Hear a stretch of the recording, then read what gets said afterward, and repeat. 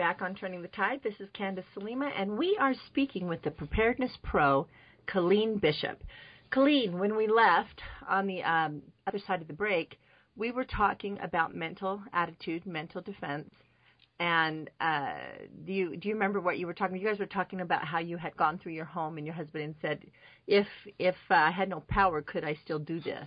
Yeah, it's the mental preparedness. It's having the knowledge and the skill set and the mental fortitude to get yourself through the curveballs and in just everyday living that you might have to do because of a curveball, whether that be being laid off from your job, having medical problems, having a massive power outage all throughout the United States. We just become so assumptive, if you will, that everything we experience today is how it's going to be 10 years from now. I listened to my niece talk about which college she's going to go to, and I'm like, okay, that's great, but whatever college you go to, you still need to make sure that you've got a self-reliant environment, even in the dorm, or and that you're aware of what vulnerabilities are around you.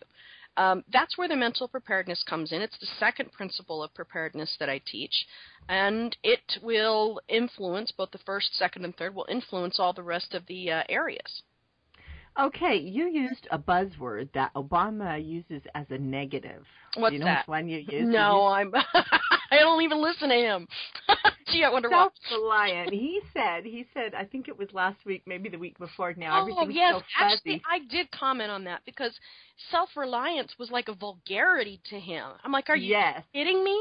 Yeah, if he doesn't win in 2012, it will herald in a painful era of self-reliance. Oh, my gosh, the worst thing that could happen in the world, the nerve. That just is sick and wrong to me. I don't get me started there. Self-reliance. I had to. You said it. You know, tell me in history where you ever saw a nation that thrived without taking responsibility for themselves. There isn't one. There isn't. Not one. Not ever. And that's what self-reliance is. I believe in being independent, and I believe in being self-reliant. This isn't just about preparing for gloom and doom. In fact, I don't prepare for gloom and doom. I prepare for happiness in the midst of gloom and doom, perhaps. I just don't get it. I scratch my head. These people who prepare for the end of the world, and I'm like, why would you do that? Do you really think you're stronger than God? If He says it's the end of the world, then doggone it, it is, and it doesn't matter what kind of funky thing you're wearing on your face and where you hide. Exactly. It is something that. And it was one of the reasons that I got a hold of you, Kellene, after he said that. And I thought, okay, I've got to start countering this right away because self-reliance is actually the epitome of the American spirit, in my opinion.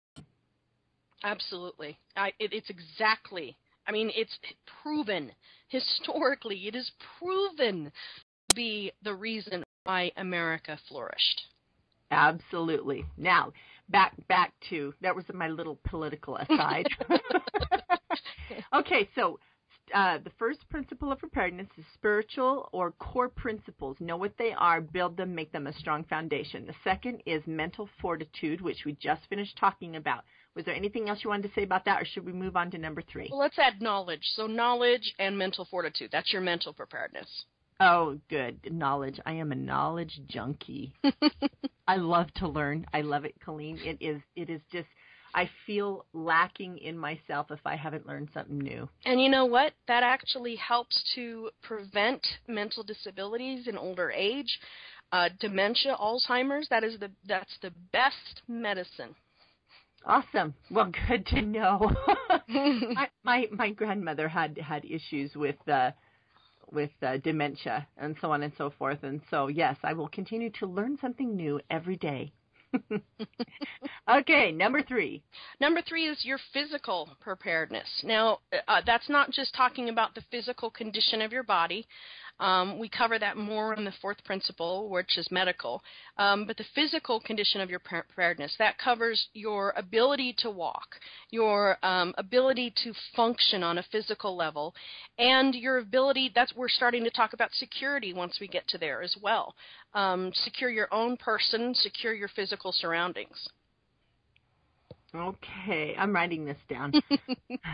I know it's on your website, but I want to at the end of the show go over it one more time, just real quickly what we talked about. Okay, those are the first three principles of Kellene Bishop's 10 Principles of Preparedness. Now, if you want to know the rest of them, and I suggest you do, you need to go to preparednesspro.com and read them. Right, Kellene? Yep, absolutely. Absolutely. And if they want to go to the Blog Talk Radio and catch the shows that you've done in the past. Yeah, they can do that. They're all archived there, and they can go, if they'll just go to the Preparedness Radio Network, if they'll plug that in on their URL, they'll go there, and then they just need to look for Preparedness Pro Radio Show, and they'll see all of my shows, and they can download those. And those are really valuable shows, people. I strongly recommend that you go listen. And here's the thing. This is why I'm having Kellene on. This is a way for us as Americans to become prepared for everything, and then to be prepared in a way that we can be happy and fruitful and contribute to society instead of living in the gloom and doom that Kellene talked about. We have to prepare to be happy. If we are not happy, we cease to be functional as a person, as a family, as a city, as a county, as a state, and as a nation. It is critical that these three steps that Kellene talked about, the spiritual core principles, the knowledge and mental fortitude, and physical preparedness, as in being able to function, being able to walk down the block, that type of thing, as key to being self-reliant. And regardless as to what our president says, self-reliance is everything that you need, everything that you must be in order to survive anything that comes our way. Am I right, Kellene? Absolutely. In fact, here's something interesting. I like to believe the good is in all people, that everybody wants to be able to be there. I mean, wouldn't you feel awful, Candace, if one of your sisters, went through a horrible time and she never talked to you, she never spoke with you about it, you never were able to help her? Of course you'd feel awful. And the fact of the matter is that only a self-reliant person can be relied upon to be there and to help others, both on a non-physical level and as well as on a physical level. And that, if you take that from your own person and then from to your family and then to your neighborhood and your community and then on up to your nation, it's only a self-reliant nation that has the capacity to reach out and help others. And if you cannot help others temporally, you cannot help them spiritually either. You can't help them at all. Right. And I have to say, back to the politics, just quickly, if America ceases to be self-reliant, we can't help anyone else. Let alone ourselves. We will crumble. And you know what? If you go back and look at Rome and why Rome failed, it is because of exactly that. They stopped their self-reliance. They stopped their engineering and their and pushing the. I mean, they had so many amazing creations in that city, for lack of a better word. To me, it was like an independent nation. With irrigation and with portability and transportation and such, but they stopped innovating. And they decided, well, I've worked hard enough, now I want to let other people help take care of me. And that's when the scheming and conniving started, and then that's when Rome fell. Absolutely. And I look at our nation today, and I look at people who cease to live life, for lack of a better, phrase.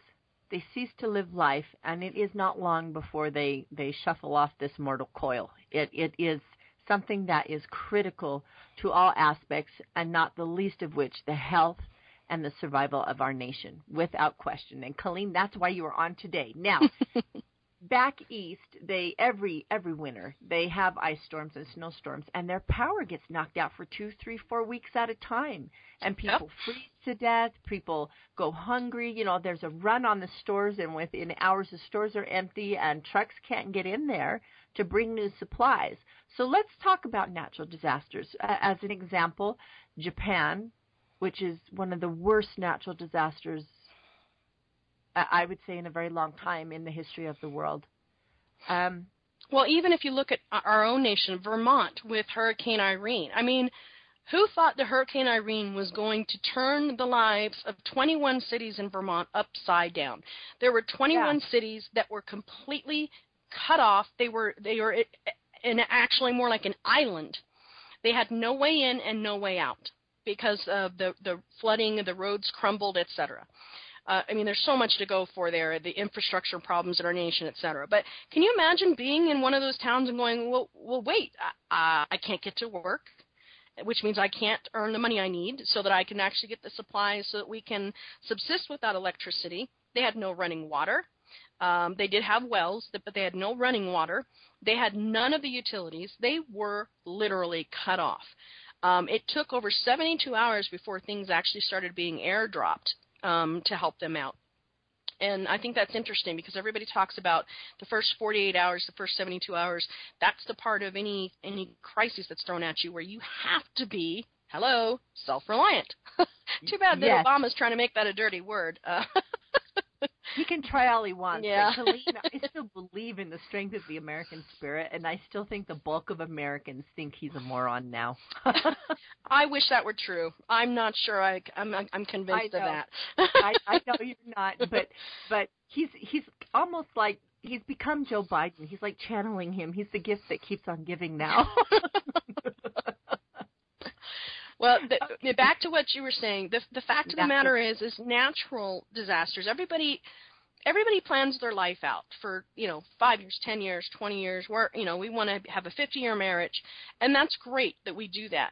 But in doing so, we have to realize that whether we like it or not, Mother Nature. I mean, we can leave Mom and Dad, but we can't leave Mother Nature, and she has some cards to deal, and we have to recognize that and prepare for it. And by preparing for it, we acknowledge it. Just your mental fortitude is strengthened so much just by emotionally and mentally rehearsing those scenarios. In fact, remember that's one of the things we talked about in the self-defense class that you took is just the mental rehearsal alone in a rape prevention scenario actually strengthen the ability and the statistics of a woman of avoiding a rape by 90%. I mean, that's huge. So the mental rehearsal of this is great. Unfortunately, the people in Vermont got to do a little bit more than just a mental rehearsal. But I would hope that every time we see a natural disaster around us, that we take that opportunity to stop and think and go, okay, what would I do if? Oklahoma, for example, the earthquake, they had 2 earthquakes on Saturday, and the second one was the biggest one they've had in history. Now, and then they had aftershock after aftershock, I think 10 just on that day. Here's something interesting to note. Outside of California, only 1% of the households in the U.S. have earthquake insurance. And yet we are hearing rumblings and tumblings. There were 700 quakes in Sierra County between August and October. 700. Things are happening underground, folks. I talk to people about the New Madrid fault line because most people know the San Andreas fault line, but the New Madrid fault line, which is in your intersection there with Missouri and Tennessee, that's due to rumble, and that's due to rumble bad. I mean, so was ours, Kellene. Yes, absolutely. But the interesting thing is, with ours, we'll actually absorb it better on the East Coast because of the bedrock and such. When the last time that New Madrid fault line had its fit, it could be felt from Missouri all the way up. It shook China off of shelves in Boston. Wow. So that will have a much bigger impact than if we were to have one right here in the Rocky Mountains. It will have a much bigger impact, not just on the structures, but on the rest of the economy in the entire U.S. Think of where our crops come from. Think of where the majority of our transportation comes from. That New Madrid one will mean something to every single American. Do you know, here's the thing, and you said that you hope that every time there was a natural disaster that people took stock of their lives. I hope they don't wait for the natural disaster elsewhere. I hope that they take stock right now. That's the point of this show, that you don't wait until it is too late. When I was home in Colorado this weekend, the environmentalists have taken over that corner of Colorado, and they no longer allow, for the hunting season, there's a lottery now. And so now the deer population is completely out of control. The bears and the mountain lions have come down. There's not enough food up in the high mountains for all the deer, so they're down in the valleys. They were eating my mother's garden. She's not allowed to shoot them because she'll go to jail. And she's not allowed to shoot the bear that's coming onto her property and threatening her and her goats because she'll go to jail. The game warden, the Fish and Game, won't remove them. They won't remove the bear. They're like, well, you shouldn't be there. Okay, are you kidding me? Jeez. My mother has and my father have lived on that farm since 1976. And never, ever has this been a problem. But go ahead and ask me how my mom has prepared. Go, ask me. Okay, Candace, how has your mom prepared? She carries a 380 with her everywhere, and she says if that bear comes at her, it's a dead bear, and then she's going to butcher it and eat it. And my mama knows how. I might start running purposefully in the path of bears if it were me. Yes. You know, here's the thing. When I was a little girl, there was a bear that we lived up on the mountain in Montana, and there was a bear that was coming down into the yards. It was very hungry, and it was chasing the children. And fortunately, no children had been caught, and my mom got very, very, very worried. And so she got a ham can. You know, the ham had been taken out and cooked, and the can was left. She put it out there right under the yard light and waited. Oh, my. Brilliant. Bear came, my mom shot it, and we ate it for all year. Now, here's the thing. I'm very scared for my mother right now down on that farm because environmentalists have made that section of Colorado, which is down in the Four Corners area, extremely unsafe. Extremely unsafe. You see elk and deer walking through town. You see bears. You see mountain lions. You see lynx. It is wrong, and it has never been like that there. And you know, the interesting thing is, Candace, is the one thing that our government is supposed to do for us unequivocally is to protect us physically.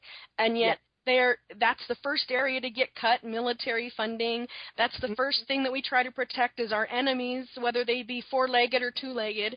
Isn't that just so warped? Well, it is warped. And you know what caused it? They didn't think deer should be shot, be hunted.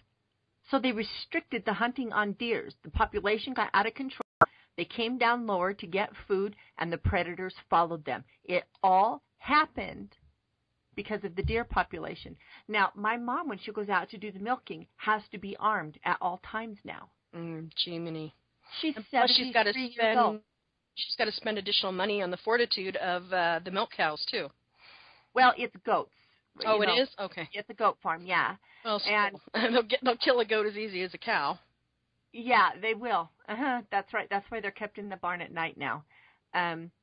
Anyway, it's a situation. My mother is a farmer. She's an old farmer. She knows what she's doing. She's awesome. Awesome. That doesn't surprise me, Candace. Yeah. Oh, yeah. I know. This apple didn't fall far from that tree. She decided instead of saying, "Oh, woe is me," she's armed at all times, and she's not only armed, she knows how to use it. And she called the game warden and said, "I need you to remove the bear," and they said no. She said, "Okay, fine." Now, you can believe me, after I was home and saw the situation, I'm going to raise hell. And it's going to start as soon as this show's done today. I want that bear gone. But what I'm trying to say is my mom is the epitome of what you're talking about, Kellene.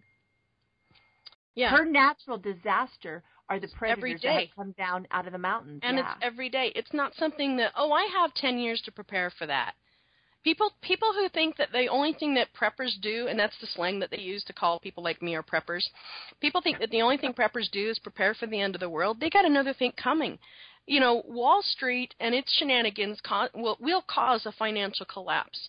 You will wish for perhaps the end of the world once that happens.